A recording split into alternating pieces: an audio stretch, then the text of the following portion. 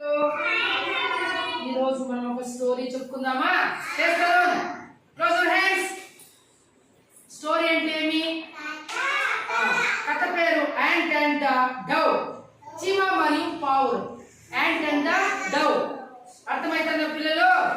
Very good. చీమను చూసారు కదా, ఆ పావురాన్ని కూడా చూసారా? Very good. పావురం ఎక్కడ ఉంటుందంటే చెట్ల పైన ఉంటాయి అన్నమాట. తెలుసు కదా పావురాల్లో. చూడాలి, అందరూ ఇప్పక నప్పక చూడాలి. Long back and went to a stream to drink water.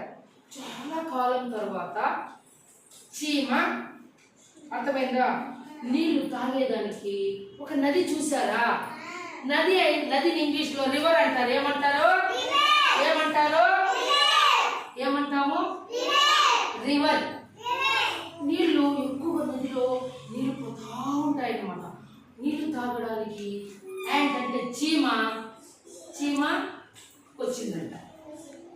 కనిపిస్తుందా పిల్లలు? చూడండి నాన్న, చూడు కుశల్ చూడు బంగారు, ఇట్లా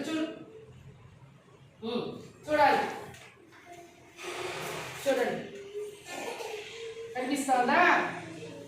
గుడ్.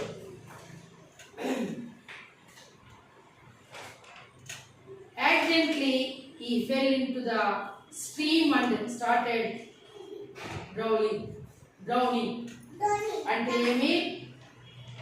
పాపం అది నీళ్ళు తాగడానికి నదిలోకి వస్తే ప్రమాదవాసి అవుతుంది.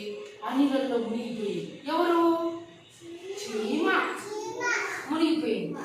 అప్పుడు a dove sitting on the branch of a tree saw the drowning ant. He threw a leaf in the stream near the ant. మనం నువ్వు మాట్లాడు, నేను చెప్పేటప్పుడు సైలెంట్గా వినాలి.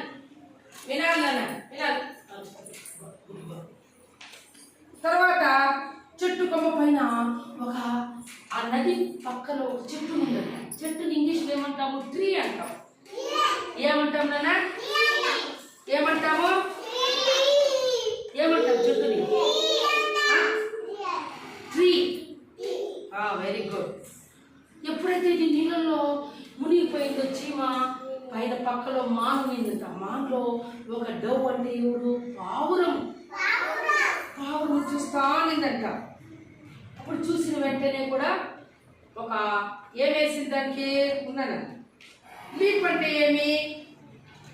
ఆకు. లీప్ అంటే very good. A dove sitting on the branch of a tree saw the drowning ant. A leaf in the stream near the ant. అంటే ఏమి? త్రూ అంటే అది ఏమి? విసిరే.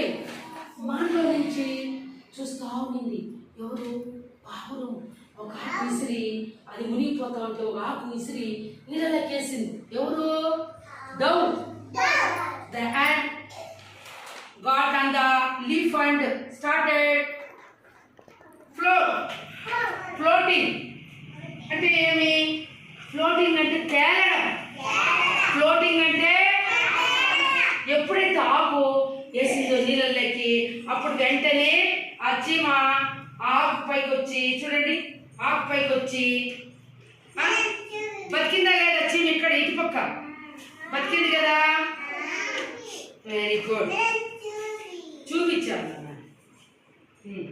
అప్పుడు ఆకు ముందుకి ఎక్కేసిన తర్వాత the ant came to the shore and thanked the Dove.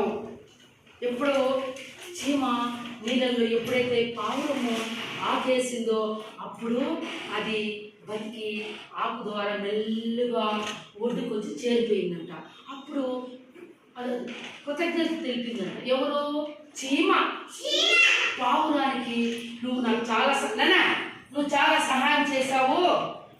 నేను కొట్టుకొని పోతా ఉంటే నీళ్ళల్లో నువ్వు ఆకేసి నాకు సహాయం చేశావు. నీ సహాయం ఎప్పటికీ నేను మర్చిపోను అని చెప్పిందంట. తర్వాత a few days letter A Hunter spotted the cow sitting on a tree branch. తర్వాత వచ్చి కొన్ని రోజుల తర్వాత చాలా రోజుల తర్వాత వేటగాడు తెలుసా మీకు? జంతువులు వేటాడేవాడు. వాళ్ళ దగ్గర తుపాకీ ఉంటుంది. తుపాకీ అడవుల్లోకి వస్తే అడవుల్లో చాలా జంతువులు ఉంటాయి కదా, తుపాకీతో గురిపెట్టి టక్కని కాల్చేస్తాడు. ఆ జంతువులు కానీ పక్షులు కానీ చనిపోయి కింద పడిపోతే వాటిని ఎత్తుకుని పోయి వాడు పొలం అమ్మేసి డబ్బులు తీసుకుంటాడు. అర్థమైందా పిల్లలు? తీసుకుంటాడా లేదా? అట్లా ఒక రోజు కొన్ని రోజులు ఒక వేటాడు. కొన్ని రోజుల తర్వాత అడవిలో కూర్చోను. పైన చెట్టు పైన ఎవరు కూర్చొని ఉన్నారు? వేటగా ఎవరు? పావురం. దాన్ని కాల్చడానికి తుపాకీ గురిపెట్టాడు. ఇట్లా గురిపెట్టినాం. అప్పుడు the ant noticed the hunter aiming at his friend. అంటే అప్పుడు వేటగాడు కాల్చేదానికి పావురాన్ని గురిపెట్టినప్పుడు చీమ చూసింది. ఓ, ఇప్పుడు కాల్చేది ఎవరిని? పావురాన్ని. ఒకప్పుడు నేను నీళ్ళల్లో మునిగిపోతా ఉంటే నేను నీళ్ళల్లో మునిగిపోతే నన్ను ఎవరు కాపాడినారు? Very good. పావురం ఆపదలో ఉంటే వేటగాడు దాన్ని కాల్చేస్తే చనిపోతుంది కదా పాపము. అప్పుడు మనము ఇప్పుడు చీమ కాపాడాలా వద్దా? అది గమనించింది చీమ. ఓ, వేటగాడు కాల్చేస్తా ఉన్నాడు.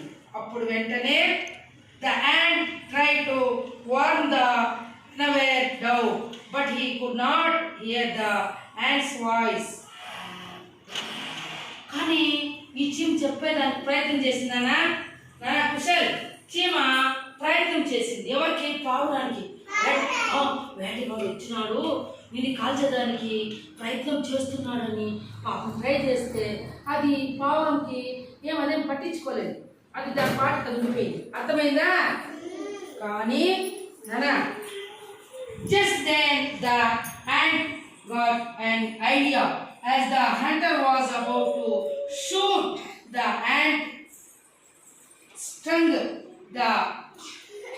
stung him on his foot. అంటే